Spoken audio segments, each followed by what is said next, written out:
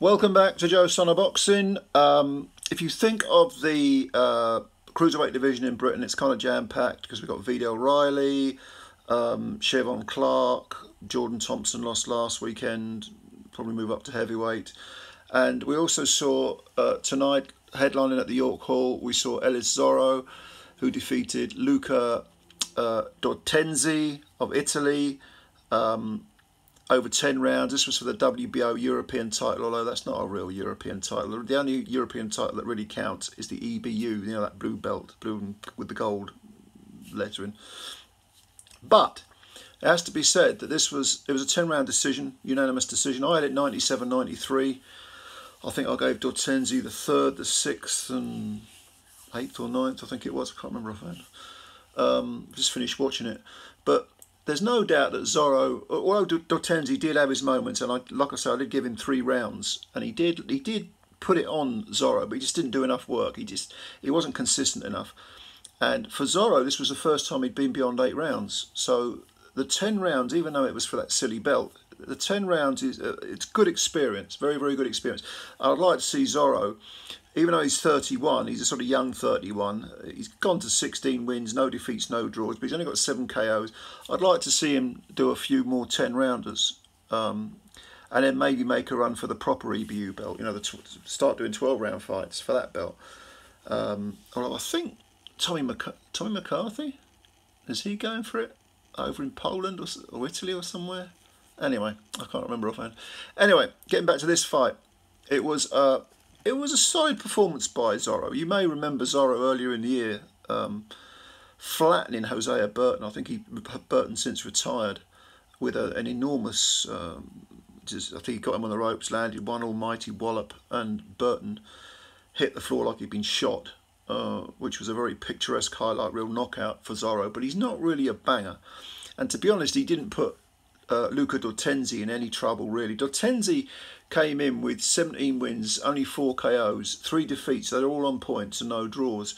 And he'd actually been a heavyweight. He'd fought a heavyweight because he won the Italian heavyweight title against a guy who was really just a journeyman, very low-level guy, and then moved down to cruiser. I think he sort of flirted with heavyweight, won the Italian heavyweight title, and then thought, nah, cruiserweight's my division, and it is.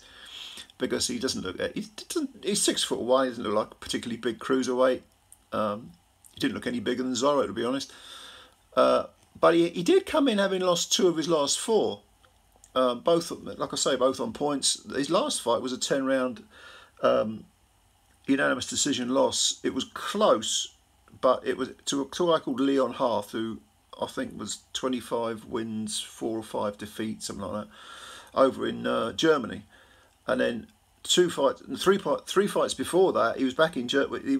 He went to Germany. He lost to Roman Freys, who is 13 wins, no defeats, no draws. I mean, undefeated. That was another unanimous decision. And again, that was close. It was competitive, you know. I think those 2 defeats, from what I've seen, they were similar to this fight with Zorro in that he fought very well for a few rounds, not necessarily consecutive rounds, but he sort of burst into energy and sort of did enough to just did enough to lose, because Zorro himself started quite slowly and was flicking some punches, but there were too many periods where of like 5 or 10 seconds where nothing was happening, and I felt really early on watching this fight Zorro was kind of letting D'Ortenzi into the fight. No, he wasn't really grabbing the initiative from the start. He was fighting in little spurts, which was also what D'Ortenzi was doing. Neither of them was really taking the fight by the scruff of the neck and seeking to dominate. And I gave the first 2 rounds to Zorro, but in the 3rd, D'Ortenzi seemed to sort of wake up suddenly and got Zorro on the ropes, and he landed a lot of punches. I mean, he was firing a fusillade of punches, landing 60-70% of them, and Zorro finished the 3rd round with a bloody nose. Now apparently he's got some nose damage that needs an operation, because he was talking about it after the fight. But D'Ortenzi then sort of in the 4th round, I think Zorro kind of took back the initiative, or D'Ortenzi went back to sleep more or less, and then in the 6th round he did it again, and he battered Zorro. He chased him and really let his hands go.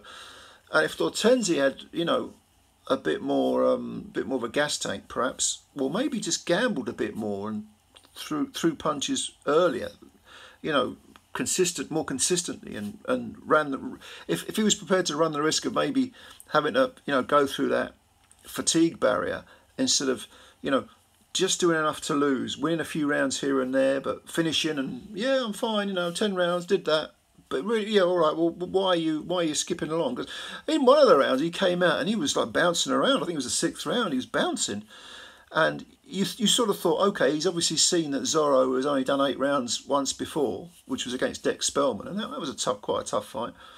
You know, he's going to want to take Zorro into these later rounds, and then 8th, 9th, 10th. He didn't really do that. I did give him one of the later rounds, but yeah, I thought it was a kind of, he is one of those gatekeeper types, the Italian. He's 35 now, and you know, you just get the feeling he could do a bit more, give a bit more, let it all hang out. I mean, he might get stopped, but if he's serious about beating these previously undefeated fighters who, you know, which could give him a springboard to, say, fight for the proper European title, he's got to let it hang out. He just doesn't do enough.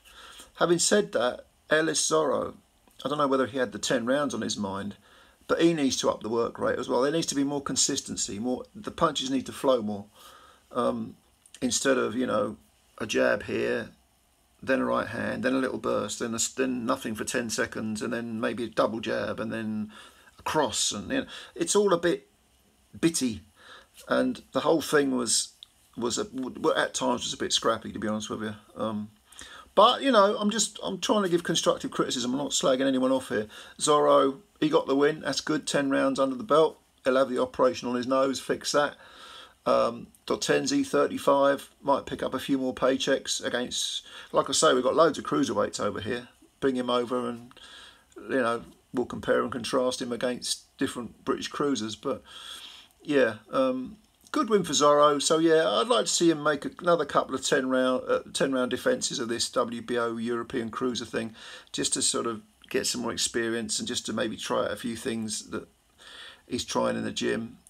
He was tagged a few times defensively. He might be able to tighten that up a bit. But yeah, okay.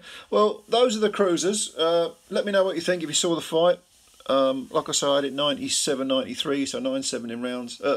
9-3 in rounds, excuse me. And yeah, let me know what you think. What did you think of the fight? Comments below. Subscribe to the channel if you're new, and of course hit the like button as well, but certainly subscribe and spread the word about Joe Stunner Boxing. Appreciate your support as always. Looking forward to reading your comments, and bye for now.